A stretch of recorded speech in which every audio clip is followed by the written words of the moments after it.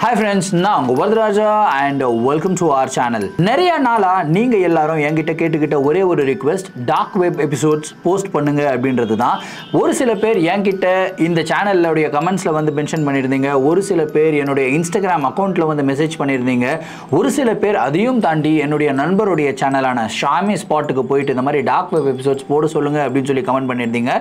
இன்னைக்கு காலையில ஷாமி எனக்கு ஃபோன் பண்ணியிருந்தாரு. ஃபோன் பண்ணி இந்த மாதிரி டார்க் வெப் எபிசோட்ஸ் போடுங்க ப்ரோ, உங்களுடைய சப்ஸ்கிரைபர்ஸ் எல்லாம் வெயிட் பண்ணிட்டு இருக்காங்க அப்படின்னு வேற சொன்னாரு.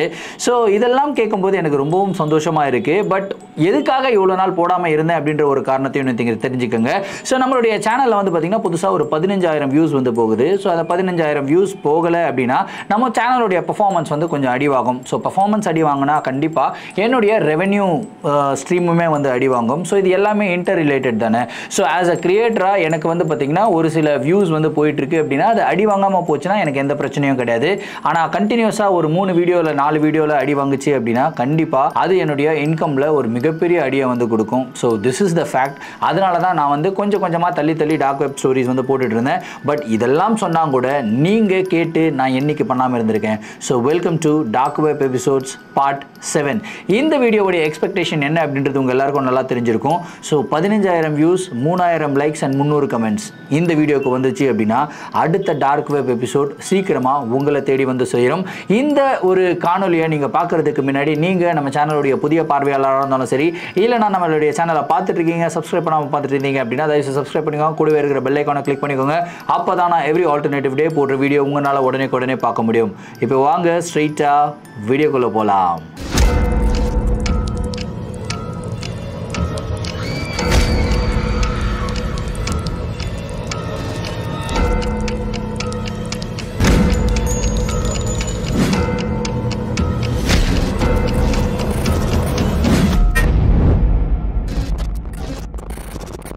இந்த ஒரு நிகழ்வை யூஎஸ்ல இருந்து மைக்கேல் அப்படின்ற ஒரு நேயர் வந்து பார்த்தீங்கன்னா ரெடிட் பிளாட்ஃபார்மில் ஷேர் பண்ணியிருக்காரு. இந்த ஒரு டார்க் வெப்னால சம்பந்தப்பட்ட ஒரு அதிபயங்கரமான நிகழ்வு அவருடைய வாழ்க்கையில் 2020 அதாவது கொரோனா லாக்டவுனின் போது நடந்ததாகவும் வந்து சொல்லியிருக்காரு. என்னதான் இந்த நிகழ்வுகள் 2020 நடந்தாலும் அவர்னால இது வரைக்கும் அந்த நிகழ்வுகள்லேருந்து வெளியே வர முடியல அப்படின்னு வந்து ஷேர் பண்ணியிருக்காரு.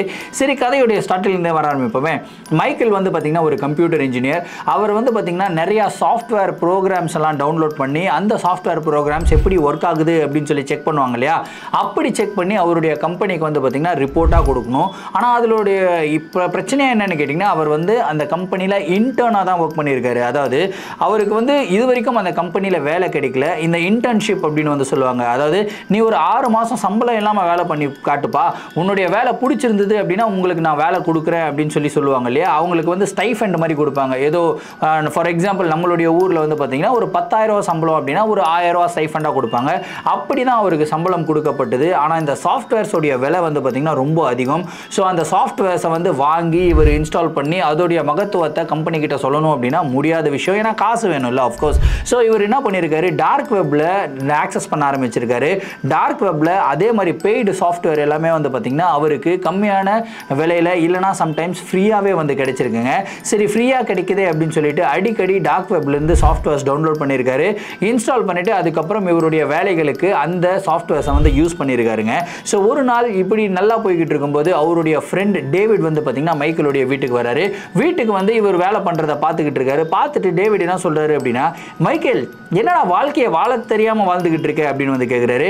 என்ன டேவிட், வாட் ஹேப்பன்ட் அப்படின்னு சொல்லி கேட்கும்போது அப்போது டேவிட் சொல்கிறாரு, இல்லை இந்த டார்க் வெப்லேருந்து நீ வெறும் சாஃப்ட்வேர்ஸை மட்டும் டவுன்லோட் பண்ணுற, ஆனால் டார்க் வெப்பில் எவ்வளோ இன்ட்ரெஸ்டிங்கான விஷயத்தை நீ பண்ணலாம் தெரியுமா அப்படின்றாரு.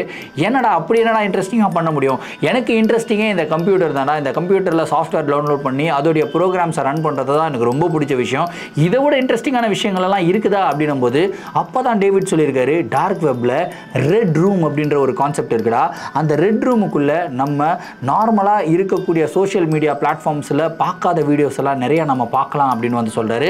உடனே மைக்கேலுக்குள்ளே இருக்கிற கியூரியாசிட்டி வந்து அதிகமாகுது. என்னது பார்க்கவே முடியாத விஷயங்களை அந்த ரெட் ரூமுக்குள்ளே பார்க்கலாமா? அப்படி என்னடா வீடியோஸ் இருக்கும் அப்படின்னு வந்து கேட்குறாரு. நீ இப்போ மனசில் என்ன நினைக்கிறியோ அந்த மாதிரி வீடியோஸ்லாம் நிறையா இருக்கும். ஆனால் அதையும் தாண்டி அதுக்கும் மேலே மிக சிறந்த வீடியோஸ் எல்லாம் உங்களுக்கு நான் காட்டுறேன் அப்படின்னு சொல்லிட்டு ரெட் ரூமுக்குள்ளே வந்து போகிறாருங்க. ரெட் ரூமுக்குள்ளே இனிஷியலாக அவங்க எந்த மாதிரி வீடியோஸ் பார்க்க ஆரம்பிக்கிறாங்கன்னு கேட்டிங்கன்னா, இந்த மாதிரி பான் வீடியோஸ் வந்து பார்க்க ஆரம்பிக்கிறாங்க. ஸோ பான் வீடியோஸ் எல்லாம் பார்க்குறாங்க. அதுவே வந்து மைக்கேலுக்கு ரொம்ப கஷ்டமாக இருக்குது. ஏன்னா நார்மலாக இருக்கிற பான் வீடியோஸ் வேறு, ரெட் ரூமில் இருக்கிற பான் வீடியோஸ் வேறு. ரொம்பவும் மக்களை வந்து டார்ச்சர் பண்ணி அதுக்கப்புறம் அதை வீடியோவாக எடுத்து வந்து அப்லோட் பண்ணியிருக்காங்க. ஸோ இந்த மாதிரி வீடியோஸ் எல்லாம் பார்க்கும்போதே இவருக்கு மனசு ரொம்ப கஷ்டமாக இருக்குது. ஸோ இப்படி ஒரு சில வீடியோஸ் பார்த்துட்டே இருக்கும்போது அவருக்கு வந்து பார்த்திங்கன்னா அவருடைய சிஸ்டமில் ஒரு பாப்அப் வருது. அதாவது நீங்கள் ஏதாவது ஒரு வெப்சைட் பார்த்துட்டே இருப்பீங்க, திடீர்னு வந்து ஒரு பாப்அப் ஒரு லிங்க் மாதிரி வரும் இல்லையா? ஸோ அந்த மாதிரி ஒரு லிங்க் வந்து வருதுங்க. சரி, இந்த லிங்க்குள்ளே இன்னும் இன்ட்ரெஸ்டிங்கான வீடியோஸ் இருக்குது போல இருக்கே அப்படின்னு சொல்லிட்டு டேவிட் என்ன பண்ணுறாரு அப்படின்னா அந்த லிங்க்கை வந்து கிளிக் பண்ணுறாருங்க. அந்த லிங்க்கை கிளிக் பண்ண உடனே திடீர்னு வந்து பார்த்திங்கன்னா ஒரு டார்க் ரூமுக்குள்ளே அந்த லிங்க் வந்து போகுதுங்க. அதாவது ஒரு வீடியோ வந்து ஓப்பன் ஆகுது. அந்த வீடியோக்குள்ளே ஒரு டார்க் ரூம் தான் இருக்குது. சுத்தமாக வெளிச்சமே இல்லை. கொஞ்சமாக ஒரே ஒரு நிலா வெளிச்சம் வந்தால் எவ்வளோ வெளிச்சம் இருக்குமோ அந்த அளவுக்கு வெளிச்சம் தாங்க இருக்குது. ஸோ அந்த ரூமுக்குள்ளே யாருமே இல்லை. கிட்டத்தட்ட ஒரு 2 நிமிஷம் சைலண்ட்டாக எந்த ஒரு சத்தமும் இல்லாமல் அப்படியே இருக்காங்க. திடீர்னு வந்து பார்த்திங்கன்னா அந்த ரூமுக்குள்ளே, அதாவது அந்த டார்க் ரூமுக்குள்ளே ஒரு பெண்ணுடைய கதறல் சத்தம் வந்து இவங்களுக்கு கேட்குதுங்க. ஸோ இந்த கதறல் சத்தத்தை கேட்டு டேவிட் வந்து பார்த்திங்கன்னா ரொம்பவும் அவருக்கு உணர்ச்சி ஜாஸ்தி ஆகுது. டேவிட் சொல்கிறார், ஹே ஏதோ பயங்கரமாக கதறாங்கடா, இங்கே பயங்கரமான ஒரு வீடியோ இருக்குதுடா, இந்த வீடியோவை நம்ம பார்க்காம இருக்கக்கூடாது. ஆனால் டேவிட் மாதிரி மைக்கேல் கிடையாது. மைக்கேல் வந்து இந்த மாதிரி யாரையும் துன்புறுத்தக்கூடாது அப்படின்னு சொல்லி நினைக்கிற மாதிரி ஒரு பர்சன். டேவிட் இந்த வீடியோலாம் வேணாடா, நம்ம க்ளோஸ் பண்ணிவிட்டு வெளியே போயிடலாம் அப்படின்னு வந்து சொல்கிறாரு. நீ வேறடா, இந்த வீடியோவை நம்ம பார்க்கலாம்னா பயங்கர இன்ட்ரெஸ்டிங்காக இருக்கும். இப்போ டேவிடுக்கு வந்து பார்த்திங்கன்னா இவருடைய அந்த வீடியோ, அதாவது அந்த டார்க் வெப்போடைய வீடியோ பார்த்தே ஆகணும். ஏன்னா அந்த அளவுக்கு ஒரு மென்டலி சிக்கான ஒரு பர்சன். யோசிச்சு பாருங்கள், சமூகத்தில் இன்றைய காலகட்டத்தில் இந்த மாதிரி சிக்கான பர்சன் அதிகமாக இருக்காங்க. ஸோ டேவிட் அந்த வீடியோக்காக வெயிட் பண்ணிக்கிட்டே இருக்கும்போது திடீர்னு வந்து பார்த்திங்கன்னா அந்த டார்க் ரூமுடைய கேமரா வச்சுருக்காங்க இல்லையா, கேமராவுக்கு முன்னாடி ஒரு ஆள் மாஸ்க் போட்டுட்டு வந்து நிற்கிறான். அந்த மாஸ்க் வந்து பார்த்திங்கன்னா ஒரு டீமனுடைய ஃபேஸை வந்து மாஸ்காக போட்டுட்டு வந்து நிற்கிறான். கையில் வந்து ஒரு மிகப்பெரிய புச்சர் நைஃப் வச்சுருக்கான். அதாவது இந்த கறிக்கடையிலலாம் கத்தி வெட்டுவாங்க இல்லையா, அந்த கத்தியை வந்து வச்சுருக்கான். அந்த கத்தியில் ஃப்ரெஷ்ஷாக ரத்தம் வந்து ஒழுகிக்கிட்டு இருக்குங்க. அதையும் வைக்கிறான். அதையும் வச்சுட்டு அப்படியே பார்க்குறான். பார்த்துட்டு அந்த மாஸ்க்குக்காரன் என்ன பண்ணுறான்னா டைரெக்டாக கேமராவை பார்க்குறான். டைரெக்டாக கேமராவை பார்த்துட்டு அடுத்து அவன் சொன்ன வார்த்தை இங்கே இருக்கிற 2 பேரையும் பயங்கரமாக பயம்படுத்துது. ஏன்னா அடுத்து அவன் என்ன சொல்கிறான் அப்படின்னா, David and Michael, I am coming for you, நான் உங்ககிட்ட வரேன் அப்படின்னு வந்து சொல்கிறான். இதை கேட்ட உடனே டேவிடுக்கும் மைக்கேலுக்கும் ஆடுது. என்னடா இது, நம்ம ஒரு வீடியோவை தான் பார்த்துக்கிட்டு இருக்கோம், வீடியோவில் எப்படி நம்மளுடைய பேர் அவங்களுக்கு தெரிஞ்சுது அப்படின்னு சொல்லிட்டு ரொம்ப பயப்படுறானுங்க. உடனடியாக நீ வந்து கம்ப்யூட்டரை சுவிச் ஆஃப் பண்ணுறா அப்படின்னு சொல்லிட்டு சுவிச் ஆஃப் பண்ணுறானுங்க. லேப்டாப்பை வந்து சுவிச் ஆஃப் பண்ணுறானுங்க. ஆனால் லேப்டாப்பை சுவிச் ஆஃப் பண்ணால் கூட லேப்டாப் வந்து சுவிச் ஆஃப் ஆகலை. அந்த வீடியோ வந்து பார்த்திங்கன்னா ஆட்டோமேட்டிக்காக ப்ளே ஆகிட்டே இருக்குது. ஸ்க்ரீன் க்ளோஸே ஆகலை. சரி, ஸ்க்ரீனை க்ளோஸ் பண்ணலாம் அப்படின்னு சொல்லி ஸ்க்ரீனை க்ளோஸ் பண்ணுறாங்க. ஒரு 10 நிமிஷம் அப்படியே விடுறாங்க. 10 நிமிஷம் கழிச்சு திரும்பியும் வந்து லேப்டாப்புடைய ஸ்க்ரீனை ஓப்பன் பண்ணுறாங்க. ஓப்பன் பண்ணால் திரும்பவும் அதே ஒரு பர்சன் அந்த புச்சர் நைஃப், அதாவது அந்த மிகப்பெரிய கத்தியை வச்சுக்கிட்டு அவன் வந்து என்ன சொல்கிறான் அப்படின்னா, டேவிட் அண்ட் மைக்கேல், லேப்டாப்புடைய ஸ்க்ரீன் க்ளோஸ் பண்ணால் உங்களை விட்டுருவேன்னு நினைக்கிறீங்களா? கண்டிப்பாக விட மாட்டேன், I am coming for you அப்படின்றான். இதை கேட்ட உடனே இவங்க 2 பேரும் ஐயோ என்னடா பண்ணுறது, ரொம்ப பயமாக இருக்கடா, இவன் வேற நம்மளுடைய பேர்லாம் தெரிஞ்சு வச்சுன்னு இருக்கான். சரி, அப்போ தான் டேவிட் சொல்கிறாரு, டேய் நீ வேற பயந்துக்கிட்டு, பேர் யார் வேணா தானே சொல்லலாம், ஏதாவது ஒரு கோஇன்சிடென்ஸ், அதாவது சும்மா சொல்லியிருப்பான், அது நம்ம 2 பேருடைய பேர் அவன் வாயில் வந்திருக்கோம், இப்படி சொல்லிட்டு இருக்கும்போது நம்ம இந்த இடத்துல இருக்கிறோம், நம்ம இங்கே தான் இருக்கிறோம்னு எப்படா அவனுக்கு தெரியும், நீ பயப்படாதடா, நீ ஜாலியாக இருக்காண்ணா அப்படின்னு சொல்லிட்டு லேப்டாப்பை வந்து மூடி வைக்கிறாங்க. கிட்டத்தட்ட ஒரு மணி நேரம் ஆகுது. டேவிட் ரொம்ப ரிலாக்ஸ்டாக இருக்காரு. ஆனால் மைக்கேலுக்கு மனசெல்லாம் ஒரே படபடன்னு இருக்குது. அப்படியே கொஞ்ச நேரம் வெயிட் பண்ணிட்டு உட்காந்துக்கிட்டே இருக்கும்போது திடீர்னு வந்து பார்த்தீங்கன்னா மைக்கேலுடைய ஃபோன் ரிங் ஆகுதுங்க. ஃபோனை எடுத்து Michael, hello who is this அப்படின்றாரு. அதுக்கு அந்த புறத்துலேருந்து, Michael, I told you right, I am gonna come for you, நான் சொன்னல உனக்காக நான் கண்டிப்பாக வருவேன் அப்படின்ற ஒரு வாய்ஸ் கேட்குதுங்க. இந்த வாய்ஸ் கேட்ட உடனே மைக்கேலுக்கு கை கால்லாம் நடுங்குது. அந்த வாய்ஸ் அடுத்த தடவையாக என்ன பண்ணுது அப்படின்னு கேட்டிங்கன்னா பயங்கர ஆக்ரோஷமாக சிரிக்குதுங்க. மைக்கேல் அப்படியே பயந்துக்கிட்டே வந்து ஃபோனை கட் பண்ணுறாரு. கட் பண்ண உடனே திரும்பியும் ஒரு மெசேஜ் என்னடா வருது அப்படின்னு சொல்லிட்டு மெசேஜ் பார்த்தா திரும்பவும் அதே message, Michael I am coming for you அப்படின்னு சொல்லி வருது. என்னடா இது மெசேஜ் வருது, என் ஃபோன் நம்பர் வரைக்கும் அவனுங்களுக்கு எப்படா தெரிஞ்சதுன்ற பயத்தில் மைக்கேல் இருக்கும்போது டேவிட் என்ன பண்ணுறாருன்னு பார்த்தீங்கன்னா, டேவிட் ஃப்ரிட்ஜில் இருக்கிற பியரை எடுத்து குடிக்கிறாரு. அதுக்கப்புறம் ஹாட் ட்ரிங்க்ஸ் எல்லாமே குடிக்க ஆரம்பிக்கிறாரு. லிட்ரலி அவர் வந்து பார்த்தீங்கன்னா மட்டை ஃபுல்லாக சரக்கு ஏற்றிட்டு போதை ஃபுல்லாக ஏற்றிட்டு அவர் வந்து படுத்துட்டாரு. டேவிடுக்கு என்ன ஆனாலும் என்ன ஆகுறதுன்னு கூட தெரியாத அளவுக்கு வந்து ஒரு மயக்கத்தில் இருக்கிறாரு. இவன் வேற இப்படி சரக்கு அடித்து படுத்து கிடக்குறானே, நம்மளுடைய நிலைமை என்ன ஆகும் அப்படின்னு சொல்லி பயந்து போன டேவிட் வந்து பார்த்தீங்கன்னா அப்படியே பதட்டத்திலே உட்காந்து சரி லேப்டாப்போடைய ஸ்க்ரீனை எப்போ ஓப்பன் பண்ணி பார்க்கலாம் அப்படின்னு சொல்லி திரும்பவும் லேப்டாப்போடைய ஸ்க்ரீனை ஓப்பன் பண்ணுறாரு. ஸ்க்ரீனை ஓப்பன் பண்ணால் திரும்பவும் டேவிட் நீ எனக்காக வெயிட் பண்ணுறியா? வெயிட் பண்ணாதடா கண்ணா, உன்னை அரை மணி நேரத்தில் உன்னை தேடி நான் வருவேன் அப்படின்னு வந்து சொல்கிறான். இந்த ஒரு சென்டென்ஸை சொன்னதுக்கப்புறம் ஆட்டோமேட்டிக்காக ஸ்க்ரீன் வந்து பார்த்தீங்கன்னா பிளாக் அவுட் ஆகுது. பிளாக் அவுட் ஆகி லேப்டாப்பே ஃபங்க்ஷன் இல்லாமல் ஆகுது. ஐயோ என்னடா இது லேப்டாப் இப்படி பிளாக் அவுட் ஆகிடுச்சு அப்படின்னு சொல்லிட்டு திரும்பவும் லேப்டாப்பில் வந்து சார்ஜரை ஃபிக்ஸ் பண்ணி லேப்டாப்பை ஆன் பண்ண ட்ரை பண்ணுறாரு. ஆனால் அவருடைய லேப்டாப் ஆன் ஆகவே இல்லை. இவன் வேற இப்படி சரக்கு அடிச்சு படுத்து கிடக்குறானே, நம்மளுக்கு என்ன ஆகும் அப்படின்னு சொல்லி பயந்து போன மைக்கேல் வந்து பார்த்தீங்கன்னா திரும்பவும் அவருடைய லேப்டாப் ஸ்க்ரீனை வந்து ஓப்பன் பண்ணுறாரு. லேப்டாப் ஸ்க்ரீனை ஓப்பன் பண்ண உடனே திரும்பவும் அதே ஒரு பர்சன் தான் மாஸ்க் போட்டுட்டு அந்த ஒரு புச்சர் நைஃபை வச்சுக்கிட்டு முன்னாடி வந்து நிற்கிறாரு. திரும்பவும் அதே மாதிரி ஒரு ஆக்ரோஷமான ஒரு சிரிப்பை சிரிச்சுட்டு, மைக்கேல் நீ இன்னமும் எனக்காக காத்துக்கிட்டு இருக்கியா? கவலைப்படாத, உன்னை தேடி கண்டிப்பாக நான் வருவேன். உன்கிட்ட இருக்கிறது வெறும் அரை மணி நேரம் தான் அப்படின்ற ஒரு டைமிங்கை கொடுத்த அடுத்த செகண்ட் வந்து பார்த்திங்கன்னா அவருடைய லேப்டாப் ஸ்க்ரீன் வந்து பார்த்திங்கன்னா அப்படியே பிளாக் அவுட் ஆகுதுங்க. பிளாக் அவுட் ஆன உடனே மைக்கேலுக்கு வந்து பதறுது. என்னடா இது லேப்டாப் ஸ்க்ரீன் வேறு பிளாக் அவுட் ஆகிடுச்சு, ஒருவேளை சார்ஜ் இல்லாமல் ஆஃப் ஆகிட்டு இருக்குமோ அப்படின்னு சொல்லிட்டு சார்ஜரை வந்து கனெக்ட் பண்ணுறாரு. திரும்பியும் லேப்டாப்பை ஆன் பண்ணலான்னு முயற்சி பண்ணுறாரு. ஆனால் அவருடைய லேப்டாப் வந்து ஆன் ஆகவே இல்லை. அதுக்கு அடுத்த செகண்ட் வந்து பார்த்திங்கன்னா அவருடைய மொபைல் ஃபோனில் கண்டினியூஸாக கிட்டத்தட்ட 400 மெசேஜஸ் பேக் டு பேக் அடிச்சுக்கிட்டே இருக்குது. என்னடா இது, யாரா இப்படி மெசேஜ் அடிக்கிறது அப்படின்னு சொல்லி ஓப்பன் பண்ணி பார்த்தா ஒரு அன்னோன் நம்பர்ல இருந்து கிட்டத்தட்ட 400 மெசேஜஸ் வந்திருக்குங்க. அந்த 400 மெசேஜ்லையும் என்ன எழுதிருக்கு அப்படின்னு வந்து கேட்டிங்கன்னா, ஒரு செகண்டா, அதாவது ஒரு அரை மணி நேரம் அப்படின்னா 30 மினிட்ஸ்னு சொல்லுவோம், அதுக்கு அடுத்த நிமிஷம் 29 மினிட்ஸ், அதுக்கு அடுத்த நிமிஷம் 28 மினிட்ஸ்னு சொல்லுவோம் இல்லையா, அந்த மாதிரி மினிட்ஸில் கவுண்ட் பண்ணாமல் செகண்ட்ஸாக வந்து கவுண்ட் பண்ணியிருக்குங்க.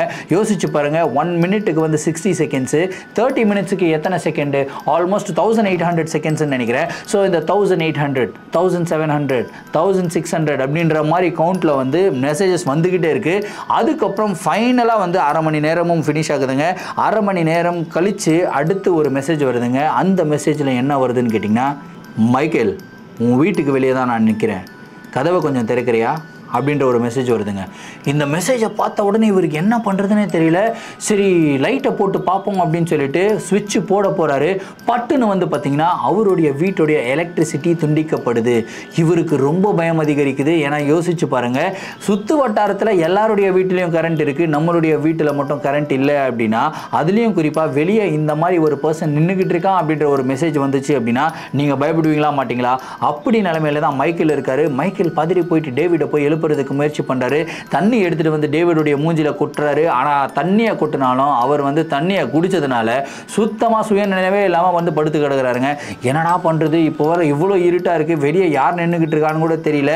ஒருவேளை எட்டி பார்த்தா கண்ணாடி டோர் வழியாக கத்தியை விட்டு சொருவிட்டானா என்ன பண்ணுறதுன்னு பயத்திலே அவர் என்ன பண்ணுறாருன்னா மெதுவாக வந்து ஸ்க்ரீனை ஓப்பன் பண்ணுறாரு. ஸ்க்ரீனை ஓப்பன் பண்ணி கண்ணாடி ஜன்னல் இருக்கு இல்லையா, அந்த ஜன்னல் வழியாக எட்டி பார்த்தா யாருமே இல்லை. அப்பாடா யாருமே இல்லைடா அப்படின்னு நினைக்கும் போது தான் பட்டுன்னு திரும்பியும் அவருடைய மொபைலில் ஒரு மெசேஜ் வருதுங்க. என்னடா இது, இப்போ என்னடா மெசேஜ் அப்படின்னு சொல்லிட்டு போய் ஓப்பன் பண்ணி பார்த்தா, என்ன மைக்கேல் ஜன்னல் வெளியெல்லாம் எட்டி பார்த்து விளையாடிக்கிட்டு இருக்கேன், நான் அவ்வளோ அளவுக்கு ஈஸியாக உங்ககிட்ட வந்து முன்னாடி நிற்பேன்? நான் உன் கூட தான் இருக்கிறேன், உன்கிட்ட தான் இருக்கிறேன், உன்னை இப்போ நான் போட்டு தள்ள போகிறேன் அப்படின்ற ஒரு மெசேஜும் வருதுங்க. இவருக்கு பைத்தியம் புரியுதுங்க. ஐயால என்னடா நடக்குது இங்கே, நான் இங்கிருந்து எட்டி பார்த்தது யாருக்குமே தெரிஞ்சிருக்காதடா, எப்படா இவனுக்கு தெரிஞ்சுது அப்படின்னு சொல்லிட்டு பின்னாடி ஒருவேளை டேவிட் தான் இந்த மாதிரி நம்மளை பயமுறுத்துறானோ அப்படின்னு சொல்லி டேவிடை பார்க்குறாரு. உண்மையிலேயே டேவிட் செம மட்டை, அவர் வந்து எழுதுக்கவே இல்லை, டேவிடாக இருக்கிறதுக்கு உண்டான வாய்ப்பே கிடையாது.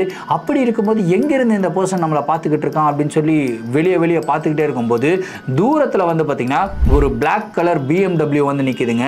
அந்த பிளாக் கலர் BMW அவர் அப்படியே உத்து பார்த்துக்கிட்டு இருக்கும்போது கரெக்டாக அந்த BMW உடைய கார் கண்ணாடி வந்து அப்படியே கொஞ்சம் இறங்குதுங்க. அந்த கார் கண்ணாடி இறங்கின உடனே உள்ளே யார் இருக்கான்னு பார்த்தீங்கன்னா உள்ளே கோட்டு சூட்டு போட்ட ஒரு பர்சன் உட்காந்துக்கிட்டு இருக்காரு. அவருடைய முகம் வந்து தெரியல, ஏன்னா இருட்டாக இருக்குது. உள்ள BMW காரில் இருக்கிற லைட்டை வந்து ஆன் பண்ணுறாங்க. லைட்டை ஆன் பண்ண உடனே அந்த பர்சன் இப்படி எட்டி அந்த ஜன்னல் வழியாக, அதாவது அந்த கார் விண்டோ இருக்குல்ல, அந்த விண்டோ வழியாக எட்டி பார்க்குறாரு. மைக்கேல் அப்படியே பதறாரு. ஏன்னா உள்ள யார் உட்காந்துக்கிட்டு இருக்கா அப்படின்னா இது வரைக்கும் லேப்டாப் ஸ்க்ரீனில் பார்த்துக்கிட்டு இருந்தாங்க இல்லையா, ஒரு மாஸ்க் போட்ட, அதாவது டீமனுடைய மாஸ்க் போட்ட ஒரு பர்சனை பார்த்தாங்க இல்லையா, அதே பர்சன் வந்து பார்த்தீங்கன்னா இப்போ BMW காருக்குள்ளே உட்காந்துக்கிட்டு இருக்காரு. அந்த BMW காருக்குள்ளே உட்காந்துக்கிட்டு இருந்த பர்சன் காரில் இருந்து வெளியே இறங்குறாரு. கையில் என்னடா இருக்குன்னு பார்த்தீங்கன்னா கையில் அதே மாதிரி ஒரு புச்சர் நைஃப், அதாவது ஒரு மிகப்பெரிய கத்தி, கறிக்கடையில் வெட்டுற கத்தியை வந்து வச்சிருக்காரு. ஒரு கையில் மட்டும்தானே கத்தியை பார்த்தீங்க, இன்னொரு கையில் என்ன இருக்குது தெரியுமா, இன்னொரு கையில் உண்மையிலேயே ஒரு மனிதனுடைய தலை, அதாவது ஃப்ரெஷ்ஷாக துண்டிக்கப்பட்ட தலை வந்து அந்த பர்சன் வந்து வச்சுக்கிட்டு இருக்காரு. அந்த பர்சன் வச்சுட்டு திரும்பவும் அங்கே வெளியே, அதாவது மைக்கேலுடைய வீட்டுக்கு வெளியே நின்று சிரிக்கிறாரு.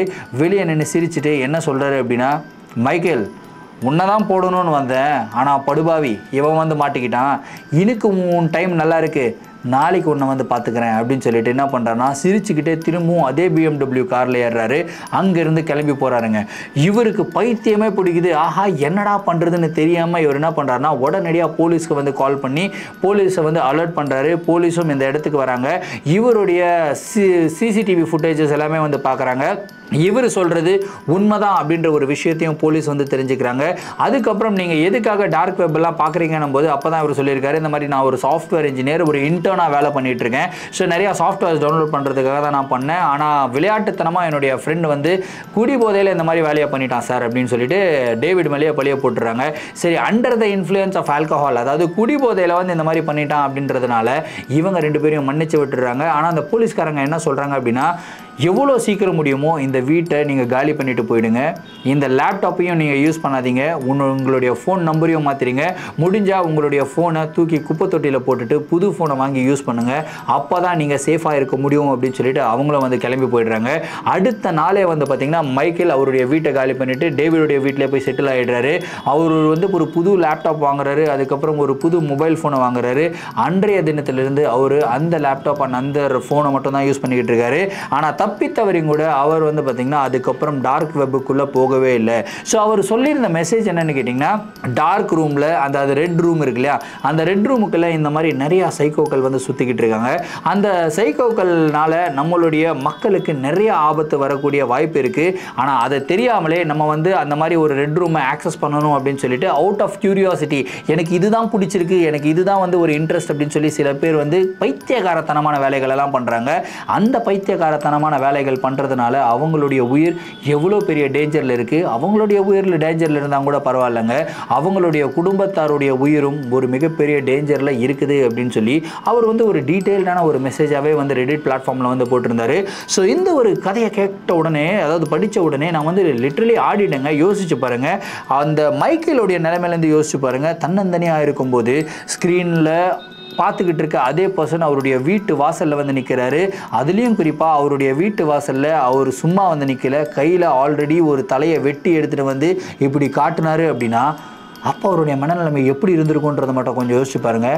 நானாக இருந்தால் பேண்ட்லேயே உச்சா போயிருப்பேங்க. சும்மா கதி கலங்கி இருக்குது. என்ன யோசிங்க, யாராக இருந்தாலும் அப்படி தானே. நம்மலாம் இதெல்லாம் பார்த்துருக்கோமா என்னையா, இதெல்லாம் படத்தில் பார்க்கும்போதே நம்மளுக்கெல்லாம் பீதி கிளம்புது. இது வேறு நேரில் வேறு வந்து பார்த்தா நம்மளால் தாங்க முடியும்னு நினைக்கிறீங்க?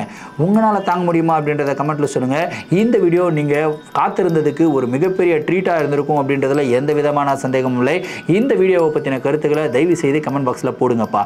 அடுத்த டார்க் வெப் ஸ்டோரி கூடிய சீக்கிரம் வரணும் அப்படின்னா இந்த வீடியோவுக்கு ஒரு 15,000 வியூஸ், 3,000 லைக்ஸ், 300 கமெண்ட்ஸ் போட்டிங்க அப்படின்னா கூடிய சீக்கிரம் டார்க் வெப் ஸ்டோரி 8 வந்து நான் உங்களுக்கு போஸ்ட் பண்ணுறேன். நீங்கள் இது வரைக்கும் நம்மளுடைய சேனலை சப்ஸ்கிரைப் பண்ணாமல் பார்த்துட்டு இருந்தீங்க அப்படின்னா தயவுசெய்து சப்ஸ்கிரைப் பண்ணிக்கோங்க. கூடவே இருக்கிற பெல் ஐக்கானை கிளிக் பண்ணிக்கோங்க. அப்போ தான் நான் எவ்ரி ஆல்டர்னேட்டிவ் டே போடுற வீடியோ உங்களால் உடனே பார்க்க முடியும். மீண்டும் அடுத்து ஒரு சுவாரஸ்யமான வீடியோவில் உங்களை வந்து சந்திக்கிறேன். Until then, it's me, Varadaraja, signing off. Thank you and bye.